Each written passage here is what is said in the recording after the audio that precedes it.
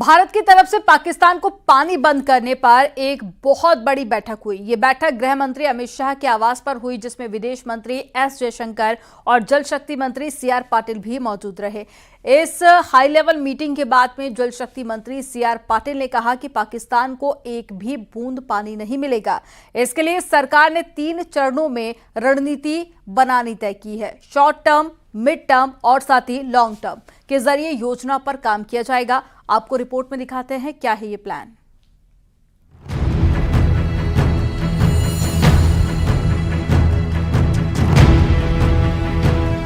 पाकिस्तान में नहीं जाएगा एक बूंद पानी। प्यासा मरने वाला है पाकिस्तान।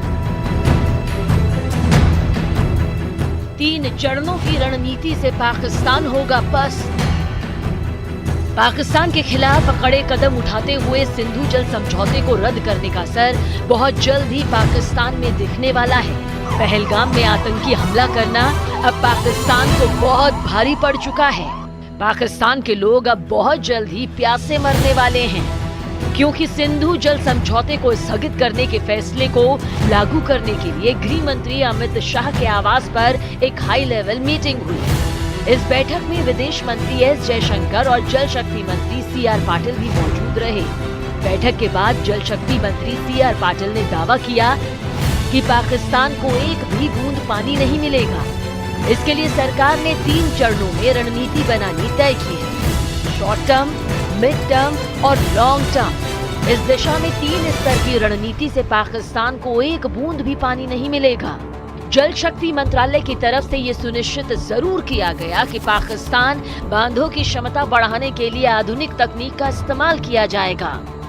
जल शक्ति मंत्रालय की तरफ से ये सुनिश्चित जरूर किया गया कि पाकिस्तान को पानी की सप्लाई पूरी तरह से बंद की जाएगी। जल्द ही इस योजना को अंतिम रूप दिया जाएगा।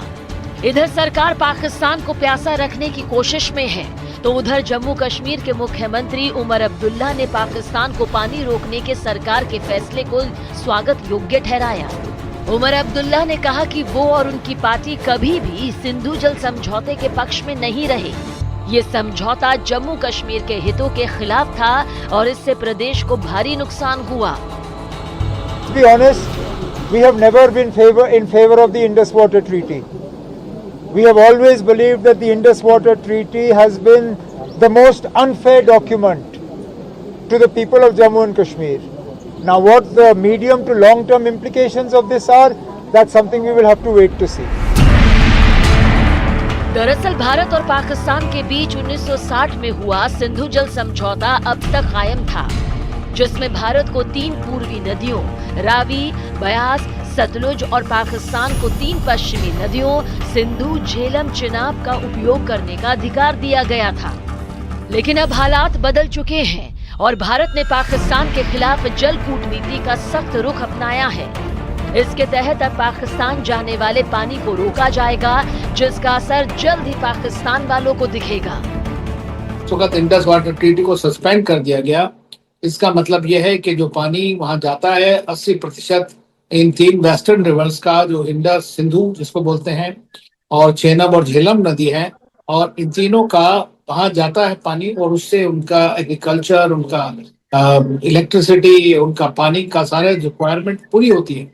तो इससे नेचुरली है कि ओवर टाइम वहां के लोगों को इससे समस्याएं होंगी, उनकी एग्रीकल्चर पर असर आएगा, क्योंकि 20-22% पाकिस्तान की सारी जीडीपी एग्रीकल्चर से आती है। यानी पाकिस्तान पर जल्द ही मुसीबतों का पहाड़ टूटने वाला है।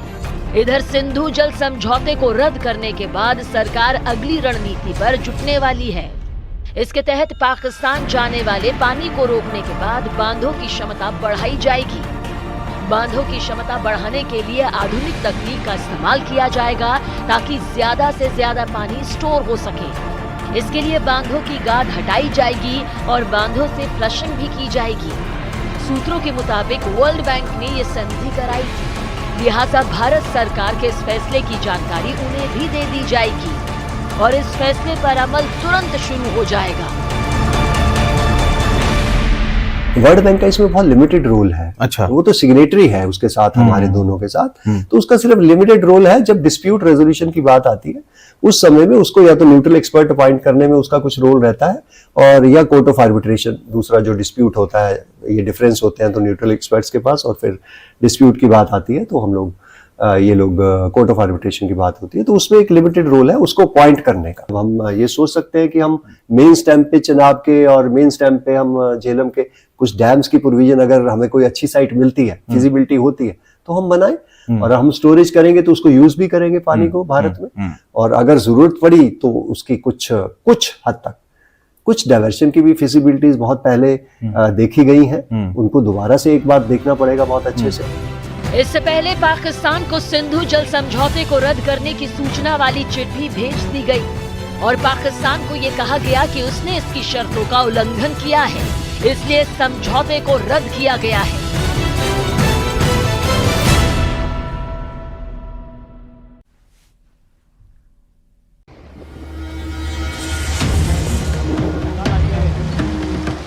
एक नदी का पानी रोका, दूसरे नदी में पानी छोड़ा, इसे कहते हैं डबल अटैक। पानी बिन मरेगा ही, पानी में बहेगा भी। पाकिस्तान पर पानी का डबल अटैक। पाकिस्तान में पानी की आस में सूख रहे थे आंसू। सारा मुल्क थर हो जाएगा। अभी पानी का मसला है, सारा पानी का ही। पानी सवा तो कुछ नहीं है। अचानक झेलम में आई बाढ़, पीओके में मचा हड़कंप। कहीं सूखे से तिल कर तड़पने को मजबूर है पाकिस्तानी, तो अब कहीं पानी इतना आ चुका है कि पाकिस्तान डूबने को तैयार है। अब सोशल मीडिया पर लोग सवाल कर रहे हैं कि पानी रोकने की बात हुई थी, ये पानी छोड़ कैसे दिया?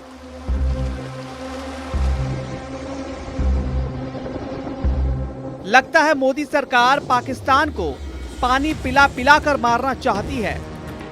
पहले से लचर और खस्ताहाल इकोनॉमी और कर्ज के बोझ दबे पाकिस्तान ने खुद अपने हाथों से अपने सर्वनाश करने की दुआ पढ़ ली है।